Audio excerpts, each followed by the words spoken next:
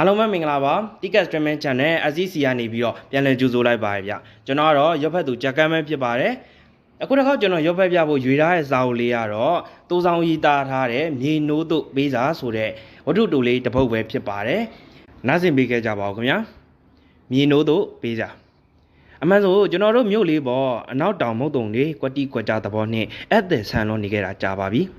ကြာဆိုတော်တော်ကြာရောပေါ့မမိသလောက်အသက်ငယ်နေတဲ့ကင်းချီများကြီးတကောင်ခါကြီးကုန်းပြီးအမော်တကောအသက်ရှူနေပုံမျိုးအကြီးတန်းအဟောင်းပုံစံလွန်းတဲ့အမျိုးသားဆောင်ကိုစရောက်တဲ့အချိန်ကလိုပဲပြောရပါလိမ့်မည်ကျွန်တော်ရောက်မြင်မှုသမျှပတ်စံတောင်းပြီးနေရာပြန်ပေးတဲ့လူနေအဆောင်ဦးအတူတပြဲအရက်ကောအဆောင်တွေထက်မှာဒီဆောင်ကအဆုတ်ပြတ်ဆုံးအနုံချဆုံးအယုတ်ဆုံးဆုံးပါပဲအဝေးမှကြည့်လျင်တေသားအဟောင်းနဲ့ပြိဘောကအဟောင်းတွေစုပုံထားသလိုထင်ရပြီးကက်လျက်အထက်မြင့်တိုက်ကန်းတွေပေါ်မှာမိုးကြည့်လိုက်လျင်တော့အမြင်တစ်မျိုးဆန်းပါသည်ကြောက်ကိုရီဝနေတဲ့အကာယံတွေကလေးတန်မိုးတန်နဲ့နွားကြောင်သားတို့ရဲ့လောက်လေးခွာတန်ကိုအပြင်းထန်ခံထားရတဲ့သုံးတန်တစားပြင်ကတစ်သားချက်အစွေးမြေတွေလိုမျိုးတန်ချက်များကွာကြနေကြပြီးတချို့ကတိတ်ကိုင်းပေါ်နားနေကြတဲ့လင်းတို့တွေလိုပြုတ်အံ့ဆက်ဆက်တန်ချက်တစ်ခုပေါ်ရီးလေးခုနေကြပြီးအချို့များတော့လဲတီးတီးတန်တန်ကွာကြလို့နေပါပြီဒါကိုလဲအဆောင်ပိုင်ရှင်အဖိုးကြီးဟာခန္တီပါရမီဖြည့်ကျင့်နေသူအလားဂယူးဆိုင်ပုံမပေါ်ပါဘူးအလျာချင်းပြီးအနံကျဲတဲ့သူ့မျက်နှာအတိုင်းပါပဲသူ့ရဲ့အဆောင်ကြီးကဇင်းညံဆန်းဆန်းရှိမျောကြီးပါပဲတို့ပေမဲ့အရေးနွယ်သဘောတွေကိုတော့အိုမင်းချင်းအရွယ်မှာနှိမ့်ချိုင်လာပုံရရဲ့အဆောင်ကြီးကသူ့ရှေ့ဘက်မှာရန်ရိမ့်ပြီးအနောက်ဘက်မှာညာရိမ့်နေပါတယ်ဒီအတွက်ကူစားခြင်းသဘောကတော့ဝလုံးတစ်ချောင်းများနဲ့ကြားကန်ထားခြင်းပါပဲထို့အတွက်အဆောင်ကြီးကအပေါ်မှကြည့်လျင်အမောပေါက်ပြီးရှေ့ဆက်မသွားနိုင်တော့တဲ့ကင်းကြီးများကြီးအိုလိုမျိုးရှေ့ဆက်ရောက်ဖို့ရအားပြတ်နေတဲ့လူမတူလိုမျိုးအထူးသဖြင့်ကျွန်တော်လိုမျိုးပေါ့အခုလိုမိုးရွာလိုက်နေပူလိုက်ရာသီဥတုမျိုးမှာကျွန်တော်ရဲ့ကြမ်းမာရေးဟာများသောအားဖြင့်ထူးခြားနေလေးရှိပါသည်ပြတ်တန်းခဲ့ရတဲ့အရင်ကာလမျိုးတွေမှာမသိတာပေမဲ့အခုတော့ကျွန်တော်ပဲမဟုတ်ကျွန်တော်ရဲ့ရဲဘော်ရဲဘက်အချို့တော့နာမကျန်းဖြစ်လို့နေပါပြီနေပေါင်းများစွာကျွန်တော်ဘောသစ္စာရှိရှာခဲ့တဲ့တရေပတ်စံအိမ်နွမ်းလေးဟာတော့ပပြင်းထောင်ရိမ့်တိုးနေတဲ့မွေကြီးကိုကြည်ပြီးပလွေမှုတ်မရက်ရဲတဲ့အလံပဲဆရာတယောက်ရဲ့ပါလိုမျိုးပိန်လိုက်ဘောင်းလိုက်ဖြစ်နေရနေအခုတော့လုံးလုံးလျာလာပိန်နေခဲ့ပါပြီအဲဒါကြောင့်ဒီရက်ပိုင်းအဆောင်ပိုင်ရှင်အဖိုးကြီးနဲ့မျက်နှာချင်းဆိုင်ရဖို့အရေးကိုကျွန်တော်ရှောင်နေခဲ့တာပါဒါပေမဲ့လည်းတိတ်ကြကြီးတောက်ခံနိုင်မှာမဟုတ်မှန်းကျွန်တော်သိပါတယ်ဒိုဘိုးကြီးဟာအီအိုနာကြိုးကန်အဆောင်ကြီးတစ်ခုလုံးကိုအချိန်မရွေ့ဝင်ရောက်တိုင်ကန်လက်လဲနိုင်တဲ့အဆောင်လာကလိုက်တောင်းနိုင်တဲ့အမိတ်အာဏာကို100ရာခိုင်နှုန်းပိုင်ဆိုင်ထားသူလေ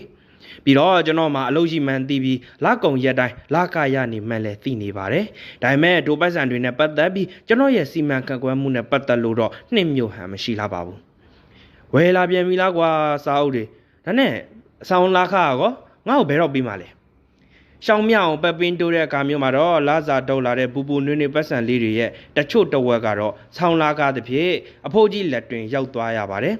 ်တကယ်တော့ပပင်းမတိုးလဲလားကုန်ပြီး4-5ရက်ဒီအဖိုးကြီးကကြော်လွန်ခွင့်မပေးပါဘူးကျွန်တော်ဘက်ကလည်းထိုအချိန်အတွင်းမဖြစ်ပြအောင်ပေးမှာဆိုပေမဲ့ကင်ခွင့်ရတော့လေငွေပင်ငွေရင်းလေးများကိုလက်ဝယ်ကင်နှားကြည့်ခြင်းတဲ့သဘောပါအဆောင်လားကလေးခွဲပေးလိုက်ရင်ကျန်းတဲ့ပတ်စံကခေါင်းအိုးအိတ်ရင်တော့ကျန်းတဲ့ခေါင်းထိနေလောက်တဲ့အထီကိုပြားကတ်သွားမှလေအဲ့လိုအကြီးမရအဖက်မရလုပ်တွေတိတ်မလုပ်နေစမ်းပါနဲ့ကွာစာအုပ်ထိုင်ပတ်နေလို့မင်းထမင်းဝမှာမဟုတ်တာနေပါဦးဒီပလာစောင်းတဲ့စားရရောဘာတော့မင်းအိမ်ကိုစာပုတ်မလို့ရေးထားလားကျွန်တော်ပြောလိုက်ရင်အဖိုးကြီးမျက်လုံးမျက်စံပြူးပြီးအကြီးကျယ်အော်တက်သွားမှာဖြစ်ပေမဲ့ထိုပုတ်တန်ကြီးကိုမမြင်ချင်လို့ကျွန်တော်ပြန်မပြောဖြစ်လိုက်ဘူးတကားကြနေမြင်ရသလောက်တော့မင်းခန့်မှာစာအုပ်တွေတစ်ထက်ကြီးဖြစ်နေပြီနေပါဦးမင်းဆေးလိပ်ရောတောက်တယ်သလားမတောက်တတ်ပါဘူးအေးဘောကွာမိရထင်းရမပူရပေမဲ့လဲတအားများလာရင်ကျန်းတွေနှိတ်ကုန်မဲကွာငါအောက်တက်ကကြည်ရသလောက်တော့မင်းစာအုပ်ပုံထားတဲ့ဘတ်ချမ်းကရမတန်းတော့အောက်ကိုတော်ကျနေပြီနော်ဒါတော့ငါပြင်းကတိုးသားသုံးသားလို့အခွင့်ကောင်းကြုံရင်ဒီလိုပဲအဖိုးကြီးကသူ့အဆောင်ကိုကြီးမောကန်နေဖွင့်တက်ပါတယ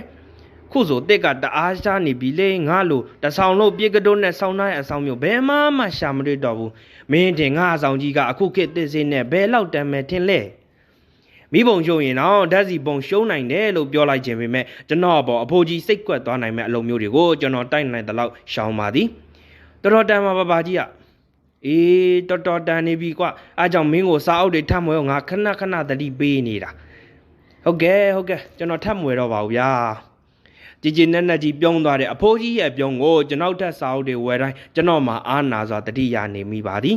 ဒါပေမဲ့ကျွန်တော်စာအုပ်အဝယ်မရက်ခဲ့ပါဘူးပြီးတော့စာအုပ်လည်းအဖက်ရော့မရက်ခဲ့ပါဘူးအသက်အရွယ်ကြီးရင်လို့ငယ်ပေါင်းကြီးဖော်တွေပြန်ဆုံတွေ့တဲ့အခါသို့မဟုတ်တယောက်တည်းအထီးကျန်ဆန်စွာနေဝင်ချင်းတွေကိုရင်ဆိုင်ရတဲ့အခါမှာတော့ဘဝရဲ့တန်ဖိုးထားခဲ့ရာတွေကိုတော့ပြန်ပြောင်းအောင်မေ့မိတတ်ကြပါတယ်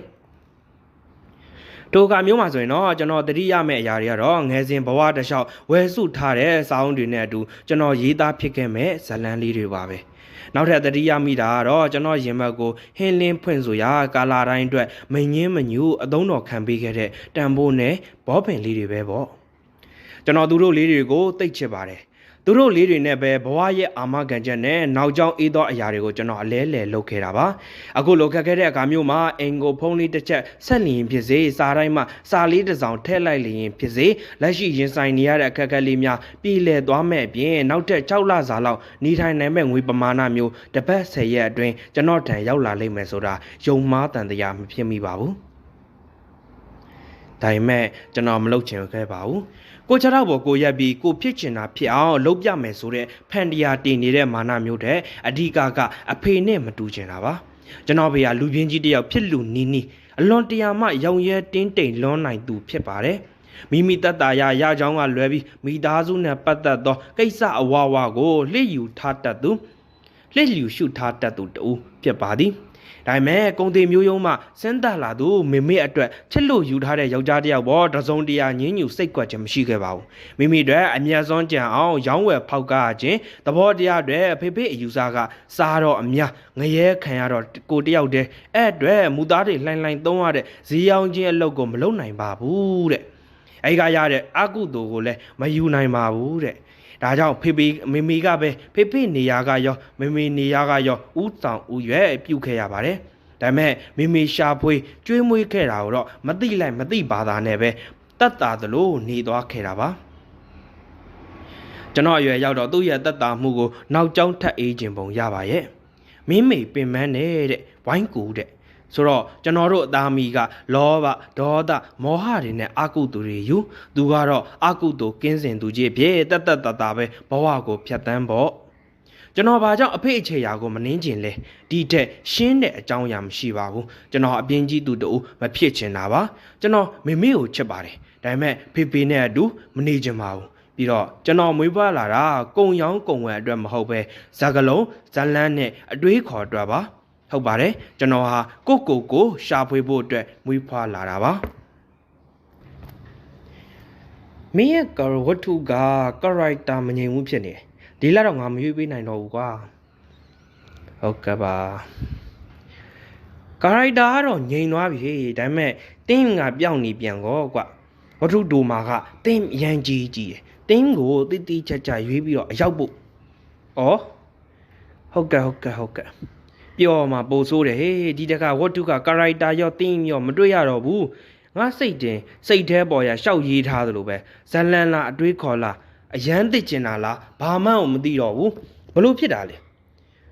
ကျွန်တော်လည်းစူးစမ်းရေးနေတာပါပဲဗျာစကလုံးခ ्यू ဆိုင်กว่าမင်းသုံးနှုံးတွေတားဟောင်းနေသလိုပဲစာမျက်နှာအနှဲငယ်နဲ့ထိအောင်ပြစ်ရတဲ့အခါစကလုံးထိဖို့အရေးကြီးတယ်ခေတ်စီကြောင်းလည်းမျက်ခြေပြက်လို့မရဘူးလေငါအမြင်တော့စာများဖတ်ဖို့လိုသေးတယ်ထင်တာပဲကျွန်တော်ဖတ်ပါတယ်အေးကောင်းတာပေါ့ဒီတစ်ခေါက်ရောဘလို့လဲရှေ့လာအတွက်စာမျက်နှာကြီးစီနီယာလို့မဖတ်ရသေးဘူးကွာဒါဆိုကလောင်တစ်ဂါတာအတွက်စာမှုရွေးပြီးသွားပြီပေါ့အေးဒါပေမဲ့စိတ်တက်မကြပါနဲ့ကွာတနေ့တော့မင်းလက်ရောက်လာမှာပေါ့ကျွန်တော်စာမှုရွေးပြီးဖို့ရောခင်ဗျားမှာစီစဉ်ရှိသေးရဲ့လားဗျာသားလေးမလေးတယောက်ကမိဘကိုခံပြောသေးကအောမှန်တက်သွားတော့ဖခင်တူရဲ့အမူအရာလိုမျိုးဥမြေနိုးဆရာနိုးမျက်လုံးလေးပြူဟာကျွန်တော်ကိုအကြောင်းသားငေးသွားပါတယ်ဟာကောင်းလေးကမင်းဝတ္ထုတွေကပြီးဆုံးတဲ့အဆင့်မှမရောက်သေးတာငါစံပေတံနဲ့ညီလာတဲ့ခါမှရွေးပေးမှာပေါ့ကွာတကယ်တော့သူနဲ့ကျွန်တော်ဟာဘယ်လို့မှမပတ်သက်ပါဘူးသူကနာမည်ရှိမဂဇင်းတကူရဲ့အက်ဒီတာကလောင်မီမြေနိုးဖြစ်ပြီးကျွန်တော်ကတော့စာရေးဆရာဖြစ်ချင်လို့၍ဝတ္ထုတို့တွေရေးပို့နေသောစာပေဝဒနာရှင်တူသာဖြစ်ပါသည် ကျွန်တော်မှအလွန်တရာမှသဘောကျဖို့ကောင်းတဲ့ဖက်နှက်တရံရှိပါတယ်ဘယ်လောက်ထိသဘောကျလဲဆိုထုံမစည်းရဲ့လှပဲအလှပဲထိုင်ကြည့်ပြီးကျေနပ်နေရတဲ့အဒီကိုကျွန်တော်နှစ်သက်တာပါဒီလိုဖက်နှက်မျိုးကို Western movie တွေထက်ကမြင်းစီးပြီးတော့တနက်ပြည့်ကျွမ်းကျင်တဲ့ဇက်ကောင်တွေစီးလေးရှိပါတယ်အထူးသဖြင့်ကျွန်တော်သဘောကျလွန်တဲ့ကောင်းမိုင်စတာမင်းသားကြီးကလစ် Eastwood စီးလေးစီးတာရှိတဲ့ပုံစံမျိုးပေါ့ဖနက်ကလဲရှိအမျိုးသားဖြစ်ပြီးတော့ထိတ်ဦးချော်ကတောင်းမြင့်ပါတယ်လေသာကကာလာ2မျိုးဖြစ်ပြီးတော့ကိုယ်ထက်မှာအဝါဘက်တန်းကလေဘင်းနဲ့ထိတ်ဦးချော်ကတော့အညိုဘက်တန်းပါတယ်ဒီဖနက်ကိုကျွန်တော်အဟောင်းဆိုင်ဒီဇိုင်းကတွေ့လာခဲ့တာပါပိုင်ရှင်ကနွားတရေလို့ပြောပေမဲ့အဲ့ဒါတဲ့အဆင့်မြင့်တဲ့တရေအမျိုးသားတစ်ခုခုဖြစ်လိမ့်မယ်လို့ယူဆမိပါတယ်ဥပမာမိချောင်းတရေကလအုပ်တရေလိုမျိုးပေါ့အဟောင်းဖြစ်တာကြောင့်ရောင်းစေးမများပေမဲ့ကျွန်တော်ရတဲ့လကနဲ့ရှင်ရင်တော့အဆုံးစွန်စွန့်စားပြီးဝယ်ခဲ့ရတယ်လို့ပြောလို့ရပါတယ်ဒီဘက်နှက်ကိုရဖို့ရက်ပေါင်း20လောက်ထမင်းတက်နဲ့ရှော့ပြီးစားခဲ့ရပါတယ်အဆောင်ပိုင်းရှင်အဖိုးကြီးနဲ့လကုံရက်မှစလို့မျက်နှာချင်းဆိုင်မမိအောင်15ရက်လောက်ရှောင်ခဲ့ရပါတယ်ဖက်နှက်မှာ USA မိတ်စစ်ဖြစ်ပြီးတော့ Justin အမျိုးသားဖြစ်ပါတယ်မမရရဒီဖက်နှက်လေးကိုနှစ်ခါသာစီးဖူးပါရဲ့တခါကကျွန်တော်အလွန်ကြည့်ကျင်တဲ့ country show တစ်ခုကိုတွားရာကနေစီးသွားဖြစ်ခဲ့ပြီးတော့ဒုတိယတစ်ခုကတော့ထိုပွဲမှာဆုံးခဲ့တဲ့တန်ငယ်ချင်းများနဲ့အပြင်မှာတွေ့ဖို့သွားရင်းစီးခဲ့တာပါတို့ကပြန်မိုးတွေတက်တက်မဲမဲရွာနေခဲ့ပါတယ်ကျွန်တော်တို့အဆောင်ကမျိုးရင်းဘတ်တွေတွာလာရန်တက်တဲ့လမ်းမကြီးပေါ်မှာရှိတာမဟုတ်တော့တို့မှအတွင်းကိုတော်တော်ဝင်ရပြီးတော့ကတရာချမ်းကိုကြက်ကြမ်းခင်းထားတဲ့ရက်ကွက်လမ်းမှာထက်မှန်ချိုးဝင်ရတဲ့တဲကင်ထင်သာသောလမ်းသွယ်ချင်းချင်းလေးရဲ့အဆုံးမှာရှိနေတာပါပါနေတဲ့အတွက်ကျွန်တော်ဖက်နှက်လေးလမ်းပေါ်ကတဲရီဆင်လာခဲ့ပါတယ်ဒါပေမဲ့နောက်ထပ်2ရက်ကြာတဲ့အထိဖက်နှက်လေးကိုစေးကြောချင်းမပြုတ်မိလိုက်ပါဘူးဒါဟာကျွန်တော်အမှားဖြစ်ပြီးကျွန်တော်အတွက်ယူကျုံမရဖြစ်စေမဲ့အမှုတစ်ခုကိုပေါ့ပေါ့ဆဆပြုလုပ်မိခဲ့လိုက်ခြင်းဖြစ်ပါတယ်ကတ်နေတဲ့ထိုသက်ပင်လေးတွေကလဲသားရဲ့အပေါ်သားတွေကိုအသေးရပွဲကြောက်ပေါက်မာလေးတွေအဖြစ်စားသွားခဲ့ပါတယ်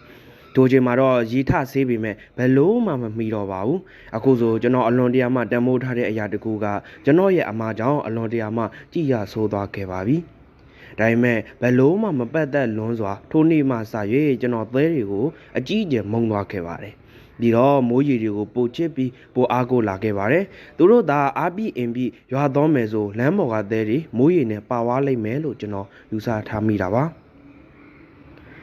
မိုးကြညရဲ့အခင်းချင်းကနေခင်းနေ့လဲထွက်လာတဲ့ဘတ်စကားအိုကြီးတစင်းရဲ့ဝမ်းစာမပြေဝမှုလိုမျိုးဖြိုးတိုးဖြောက်တော့ဆန်လွန်လာပါတယ်ဒီလိုညမျိုးမှာကျွန်တော်အခန်းကြီးလေးထက်ကတရောက်တဲ့ထိုင်းပြီးအခန်းရဲ့တကူတည်းသောပြတင်းပေါက်လေးမှတစ်ဆင့်အပြင်ကိုငေးနေမိတယ်အပြင်မှာမိုးဆက်တွေလေးတိလေးကန်ကြာဆင်းနေလေရဲ့ဒီလိုသာတညလုံးဆက်သွားမယ်ဆိုစာတပုတ်ကိုစူးစမ်းရေးသားနေတဲ့ကျွန်တော်အတွက်တော်တော်ကိုမှအထောက်အကူဖြစ်လွန်နေမှာပါမှန်တော့စကားပါခင်ဗျာဘလောက်ပဲသဲမှုန်တွေကိုမုံစာရေးနေတဲ့အခါမျိုးမှာဆိုရင်တော့မိုးကြီးမိုးကောင်းတွေကြားရောက်ဖို့ကျွန်တော်အလိုရှိမနေပါဘူးဝုံနိုင်ကျဲစူညံလွန်းတဲ့မိုးပေါက်ကြတဲ့နေဟာကျွန်တော်အတွေ့ကိုနှောက်ယှက်နိုင်တယ်လို့ပတဲ့တခန်းမရှိတဲ့အခန်းအတွက်လည်းအပြောင်းရွှေ့quizစာတင်နဲ့ကစင်ကလေးဖြစ်သွားနိုင်ပါတယ်ဒီဝတ္ထုတို့အတွက်ငြိမ်သက်တိတ်ဆိတ်သောကာလတစ်ခုကိုကျွန်တော်ဖြတ်ကျော်လာခဲ့ပြီးပါပြီ။ထိုကာလဒီမှာကျွန်တော်အတွေ့တွေဟာပင့်ကူလေးတစ်ကောင်စိတ်ရှည်လက်ရှိနဲ့သူ့ရဲ့အိမ်တော်ရာလေးကိုတတွားရုပ်ဝါရင်တီဆောက်နေတယ်လို့မျိုးဇလန်းရဲ့အတိမ်နဲ့ဇက်ကောင်ရဲ့ညီညွတ်မျှတခြင်းတွေကိုရှာဖွေနေခဲ့ပါတယ်။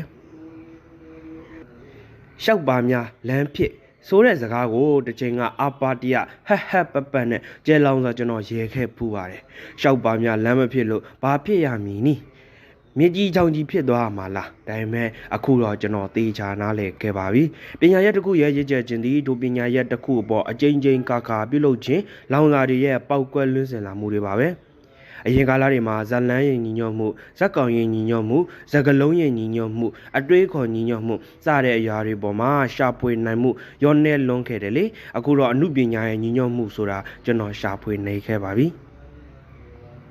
အဲ့ရအတွက်လည်းယနေ့ညအတွက်မိုးတွေလေတွေဝုံနိုင်ကျကျွန်တော်မလိုချင်ခဲ့တာပါဒီတခါတော့ဆရာမြင့်တို့တယောက်ကျွန်တော်စာမှုကိုရွေးချယ်နိုင်ကောင်းပါရဲ့ဝတ္ထုထဲမှာဇက်ကောင်ဟာသူ့ရဲ့ညီညွတ်မျှတမှုအတွက်သူ့အရန်ချစ်ရပါတော့ချစ်သူမိန်းကလေးကိုဂလတ်စားချေဖို့အမောင်ရိပ်ကွယ်မှာအသစ်ဆောင်နေပါတယ်ချစ်သူမိန်းကလေးဟာသူဘလို့မှခွင့်မလွတ်နိုင်တဲ့ပြစ်မှုတစ်ခုကိုကျူးလွန်ထားခဲ့တယ်။အဲ့ဒါတော့သူ့ရဲ့အကိုရင်းကောင်းကောင်းနဲ့နောက်ကွယ်မှာဖောက်ပြန်နေတာပါ။ပေါင်းကျင်အမြင်မှာသူတို့နှစ်ယောက်ဟာချစ်သူတွေဖြစ်ပြီးထိုရာရဲ့နောက်ကွယ်မှာတော့အကိုဖြစ်သူရဲ့တိတ်တိတ်ပုံတွဲခုန်နေကြတယ်ပေါ့။ နှုတ်လုံးဟာပေးရည်တည်တလွန်စွာသူ့ကိုဖုံးကွယ်ထားနိုင်ခဲ့ကြတယ်အခုတော့သူဖုံးကွယ်ရမယ့်အလက်ပြန်ရောက်ခဲ့ပါပြီနှစ်ယောက်လုံးစီကနေသူတန်ညာတန်ကြီးပြန်ယူရပါလိမ့်မယ်ဒါမှမဟုတ်တရားမျှတမှုဆိုတာလောကမှာဆက်လက်တည်တံ့နေမှာပါမျှတခြင်းဆိုတဲ့စကားဟာဆက်လက်သက်ဝင်နေမှာပါဟာဟာဟာကျွန်တော်လက်မှစကလုံးတွေတသင်တင်စီးကြနေလေရဲ့အပြင်မှာတော့မိုးပေါက်တွေလေးတိလေးကန်ကြာဆင်းနေတော့မှာမိကုံးငွေတွေတလူလူတွက်ပြီးနွမ်းနယ်မှုများစွာနဲ့စိတ်အာရုံညင်ညူးပွဲညနေတကူကိုပြတင်းမောက်တကားတကူမှကျွန်တော်မြင်နေရသည်ကြောက်ကြိုက်ထားတဲ့ပါမုတ်ရှည်မြင်းမျောကြီးတွေတန်းစီပြီးထောင်ထားသလိုကြောက်ပေါက်မှာဘရဘနဲ့တန်တိုင်ကြီးတွေကအသက်ရှည်စွာအနာမဲ့ကြောင်းအင်္ဂလိပ်ကကျင်းစာအတိုက်ခံထားရသလိုမျိုးပြတင်းတကားပေါက်တစ်ခုစီမှာထောင်လေးရတာရှိနေပါတယ်အကယ်၍များဤမျိုးလေးစီမှာအလင်းတွေဖဲခွာပြီးအမောင်တွေတရစ်ချင်းရစ်ပတ်လာခဲ့ပြီဆိုပါစို့မျိုးလေးရဲ့အလင်းပေးရေးဇနစ်ဟာလဲသွေးရင်သားရင်ဆန်စွာသူ့ဘက်ကိုယ့်ဘက်ကြည်ပေးပြီးလမ်းမိတိုင်တို့ကိုထွန်လင်းခွင့်ပေးခဲ့တယ်ဆိုပါစို့ဤအခန်းအိုကြီးတွင်မှာအန်ကတ်တိုက်ထားတဲ့ခါကုန်းနေတဲ့ပြတင်းပေါက်တွေဟာလည်းဖွင့်နားလေးရရှိနေသေးတယ်ဆိုပါစို့အဲ့လိုဆိုရင်ဖြင့်ဤအခန်းအိုကြီးဟာလုံးလုံးမထင်ရစရာကောင်းလောက်အောင်ကိုတမဟုတ်ချင်းအလက်ကပကြီးကားဆန်သွားလိမ့်ရှိပါသည်ဤအခန်းအိုကြီးထဲမှာဒူးထီဖုံးတဲ့တက်ကလက်အင်ကြီးကြီးကိုနေပူပူမိုးရွာရာညချိန်များတွေမှာဝတ်ထားလိမ့်ရှိသောဆေးပင်လိတ်တိုတိုကိုဆေးလိတ်ခဲတံနဲ့ထည့်၍အဝါရောင်မီးအုပ်ဆောင်ရဲ့အလင်းရောင်အောက်မှာပရိုဖက်ဆာကြီးတဦးအလားစာအုပ်များကိုဟိုလန်ဒီလန်လေးလာဖတ်ရှုနေသောအဖြူရောင်ပလင်းထဲမှာအလွန်တရာအနံ့အသက်ပြင်းသောအရက်ဖြူများကိုဂိုင်းတံပြုတ်စတီးမတ်ခွက်အဟောင်းကြီးတစ်လုံးဖြင့်လက်ဖက်ရည်တောက်သလိုတငုံချင်းအရသာခံတောက်လိရှိသောအဲ့ရာကြီးတူအာဘော်ဆိုတာလွယ်ပြီးကျန်နာရေးတက်သည်မထင်ရသောရေးတာလည်းမမြင်ဘူးသောအဒီတာတူထက်တိုက်ဆောင်တူနှင့်ပို့တူသောဥမြေနိုးဆိုသည့်အဖိုးကြီးတူနေထိုင်ပါသည်တကယ်တော့ဤနေရာဟာအိမ်တလုံးမဟုတ်ပါဘူးမြို့နယ်လူထုမှာအတော်တန်ထောက်ခံအားပေးမှုရှိသည့်မတင်ရှားမဂဇင်းတိုက်လေးတစ်လုံးပါမင်းလာတဲ့တော့ပဲကွာငါ့ကိုဒီဖုန်းလေးခေါ်ပေးစမ်းမအောင်လက်ချစာအုပ်မှာဘောပင်နဲ့ရေးချစ်တာသည့်ဖုန်းနံပါတ်ကိုကြည့်ပြီးရတယ်ကျွန်တော်လွတ်ရနေပြီဂျေးလေးလေးတက်နေတဲ့ဖုန်းခွက်ကိုကောက်ကင်ပြီးနံပါတ်တချို့နှိပ်လိုက်ပါတယ်အရင်ချိန်တွေတိုင်းမှာပဲဖုန်းကအတန်ရှည်ဆွဲပြီးဝင်သွားရဲ့ဆိုင်ဝဲမပြေနိုင်ပဲစိုးတထိတ်နဲ့အောက်စင်းတိုးကြည့်နေသူတောင်သားတဦးရဲ့မျက်နှာမျိုးနဲ့အဖိုးကြီးကျွန်တော်ကိုငေးကြည့်နေတယ်ဟယ်လိုအသားရခေါင်းရမ်းရင်ဖုန်းခွက်ကိုကျွန်တော်ပြန်ချလိုက်တယ်ရှေ့အခောက်တွေကလာကိုင်းတဲ့သူပဲအဖိုးကြီးကအရက်ဖြူတစ်ခွက်ကိုငဲပြီးခွက်ကနေမော့ချလိုက်တယ်တော်တော်စိတ်ပြတ်သွားပုံပါပဲဦးလေးသမီးကိုယ်တိုင်ကပဲလာမကိုင်းကျင်တာလားမသိဘူးဟဲ့ကောင်အဲ့ဒါငါသမီးကွမကွက်ကိုစောက်ချလိုက်တဲ့ကတော်တော်ကျဲသွားသလိုကျွန်တော်အံ့အားသင့်သွားရသေးတယ်ငါ့ကိုတိတ်ချစ်တာမကိုင်းကျင်မှုဆိုတာမဖြစ်နိုင်ပါဘူးကွာဒါဟိုကောင်တက်တက်လူဝါးဝါနေတာဦးလေးတမလားချောင်းတွေတော့ဟောထားဆိုးနေလို့ဘာလို့ပေးရမှန်းမသိပဲကျွန်တော်ထိုင်ရမှထားမိလိုက်တော့ရတယ်ထိုင်ရတယ်စေးတံကြီးကိုပါဇက်မှာခဲပြီးမီးတော့တွေထတောက်တဲ့အထိစုပ်ရှိုက်နေပုံကကျွန်တော်သိကြိုက်တဲ့မင်းသားကြီးကလေး Eastwood ကိုပါတတိယသွားစေပါတယ်ဒီဖိုးကြီးလဲ country movie များကိုနှစ်သက်သလားတို့အကြိုက်တဲ့အတွင်းမှာစဉ်းစားမိလိုက်သေးတယ်အဖိုးကြီးကတော့ကျွန်တော်အတွေ့ကိုသိပုံမပေါ်ပါဘူးပစုံနှစ်ဖက်ကိုခွက်ဝင်နေအောင်တက်ရှိုက်စုပ်ဖွာနေနေပဲအလကားကောင်းပါကွာကြည့်ရတာတော့ဒီဖိုးကြီးရဲ့စိတ်ကြည်နေဟာပင်မဘူရာယုံကြီးစီတအီထိုးဆိုင်လာတဲ့ရထားကြီးလိုမျိုးပြေးကြီးပြင်းတွဲနိုင်ပြီးနောက်ဆုံးမှာရက်တန့်သွားတော့မင်းထင်ပါရဲ့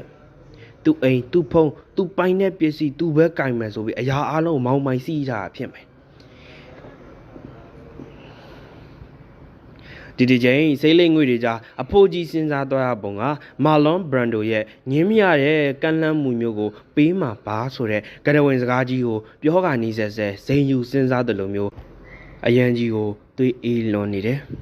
တော်ပြီကွာလိပ်စာတိနေရပဲစာပဲထည့်လိုက်တော့မယ်ကျွန်တော်ကတော့အထက်ထက်စီထားတဲ့ရှုပ်ထွေးပြီးသိပ်လွန်သောကြည်လို့ဘယ်လုံးမှမတင့်တယ်သောစာအုပ်ပုံကြီးနောက်ခံနဲ့စဉ်းစားငြိမ်သက်နေသောအဖိုးကြီးကိုဘာရမဟုတ်အတိတ်ပဲမဲ့စွာငေးကြည့်နေမိတယ်။ဒါနဲ့စာရိုက်ရပို့ရင်တော့လိပ်စာတိုင်းတေချာရောက်နိုင်တယ်မလား။သူများတွေလည်းဒီလိုပဲပို့နေရပဲလေ။ဒါပေါ့ လက်ကြံရက်ခွက်ကိုမော့ချလိုက်ပြီးတဲ့နောက်မှာတော့အဖိုးကြီးပုံစံကတွေးစားကအတိုင်းမူလာအမှတ်ကိုပြန်လည်ရောက်ရှိသွားပါတယ်ဒါနဲ့ပါလာသေးလားပါတယ်ဗျာရော့စပွဲဘုံကိုတညာလုံးရေးလာခဲ့တဲ့စာမိုအထက်တင်ပေးလိုက်တော့ရှောက်သီးတစ်လုံးတစ်ထိုင်တည်းစားလိုက်ရသလိုအဖိုးကြီးမျက်နှာရှုပ်မဲ့သွားပါတယ်ဟာမဟုတ်ဘူးလေကွာဟုတ်ပါတယ်ကျွန်တော်တီးချောက်ရေးလာတာဒီတစ်ခါတော့ကျွန်တော်စာမိုသုံးမယ်မလားဂိဒီရင်လေကျင်တပ်ပုံကအတော့ကိုဆိုးရွားလွန်းတဲ့အမူအရာတစ်ခုဖြစ်မှန်ရုပ်ရှင်ရီဝနေတော့ကျွန်တော်သေးချာကိုတတိထားမိလိုက်ပါတယ်ကျွန်တော်စာမိုဒီတစ်ခါတော့သုံးမယ်မလားလို့ဒါနဲ့မင်းပြန်အောင်မလားမြို့ဘက်ရထားကဘယ်ချိန်ထွက်မှာလဲအလွန်တရာမှပြင်းကြီးညင်းမိခွဲကောင်းသောတာမန်မနက်ခင်းတစ်ခုမှာမိန်းကလေးတဦးနဲ့ကျွန်တော်ဆုံတွေ့ခဲ့ရဖို့တယ်ပိန်ပါပါတိပျော်ရှုပျော်ရုပ်ရည်မျိုးဆိုတာတဲ့တစုံတရာတာလွန်ပြီးကျွန်တော်မပြောဝွန်းတဲ့မိန်းကလေးမျိုးပေါ့သူမနဲ့တွေ့တဲ့ချိန်ကအလုတ်သွားရန်အတွက်မြို့ပတ်ရထားကြီးတစ်စီးပေါ်ကျွန်တော်ရောက်နေတဲ့အချိန်မှာတစ်ဖက်ချင်းကြိုက်စားခံနေရတဲ့တောကြောင်တကောင်ရဲ့ပါဇက်ထကအသားတုံးလိုမျိုးကျွန်တော်ရဲ့ညတွေဟာလည်းတစ်ဖက်ချင်းဆွေးမြေ့လာခဲ့တာကြားပါပြီဘယ်ချိန်မှပြိုလဲမယ်မသိပေမဲ့ကျွန်တော်အသွေးသားတွေဟာထိုင်မှန်ပြီးအတွေးခေါ်နေရီဝေနေခဲ့တာကြားလာပြီပေါ့ဖြစ်နိုင်ရဲ့နှွေးထွေးလုံုံနဲ့အဲ့ရတခုပေါ်မှာ9ရက်တစ်ပတ်လောက်မထတဲ့ကျွန်တော်အိတ်နေလိုက်ချင်ပါတယ်ဒါပေမဲ့လည်းဝမ်းမရက်ဆိုပြနေခြင်းပေါ်မလွန်ဆန်နိုင်ခြင်းအတွက်ကျွန်တော်မနက်တိုင်းဒီရထားကြီးပေါ်ကျွန်တော်တက်ထိုင်နေရမှာဖြစ်တယ်လို့ကျွန်တော်ကိုအလွန်တရာဆွဲဆောင်လွှမ်းမိုးနိုင်လွန်တဲ့ဇက်ကွက်ကြုံကွင်းတွေအကြောင်းလဲညစဉ်ညတိုင်းကအဲ့ရဝင်ကြီးနောက်ကျနေဦးမှာပါပဲအခုလဲအနေထိုင်မတက်လွန်စွာဟိုလူချက်တော့ဝင်တိုင်းဒီလူချက်တော့ဝင်တိုင်းစီးမဲ့ကမ်းမဲ့နိုင်လွန်စွာဟိုဒီပြေးနေတဲ့ရထားလမ်းပေါ်ကနေကွက်ပြောင်များကိုအကြောင်းမဲ့ငေးနေတော့ကျမအထဲဝင်လိုက်ရမလားဗျာဩဟုတ်ကဲ့လွတ်နေတော့ပြတင်းတကားပတ်စီကျွန်တော်နေရာရွှေ့ပေးလိုက်တော့မင်းကလေးတူနှစ်ဘေးကိုရောက်လာတယ်ဒါတိတ်ကိုဆန်းကျင်လွန်တဲ့ကိစ္စတခုမဟုတ်ပါဘူးဒီလိုအချိန်ဒီရထားကြီးပေါ်မှာကျွန်တော်လိုအလုပ်သွားမဲ့သူတွေကတစည်းလုံးစာရဲ့3ပုံ2ပုံတော့ရှိနေနိုင်ပါတယ်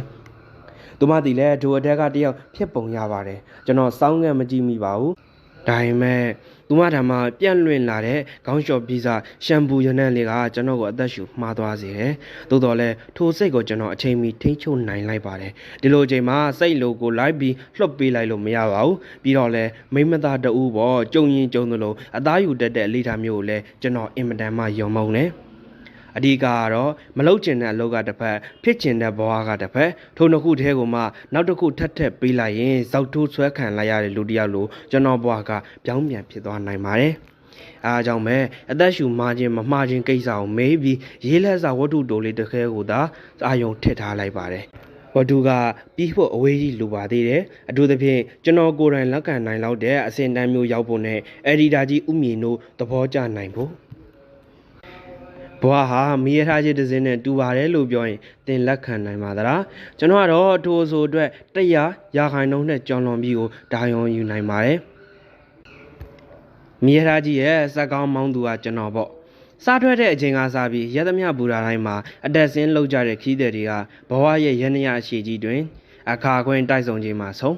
ကံကုန်ခြင်းနဲ့ကထွက်သွားကြရတဲ့မိသားစုဝင်တွေမိတ်ဆွေတန်ငယ်ချင်းတွေအိမ်နီးနားချင်းတွေတခါလေတစ်ခေါက်တစ်ခါမျှပဲဖြစ်ဖြစ်ခေါ်ပြောနှုတ်ဆက်ခဲ့ကြသူတွေပေါ့နောက်ဆုံးတော့လဲခီးဆုံးဘူရာမှာအားလုံးထွက်သွားပြီးချိန်ကျွန်တော်တယောက်တည်းပါပဲ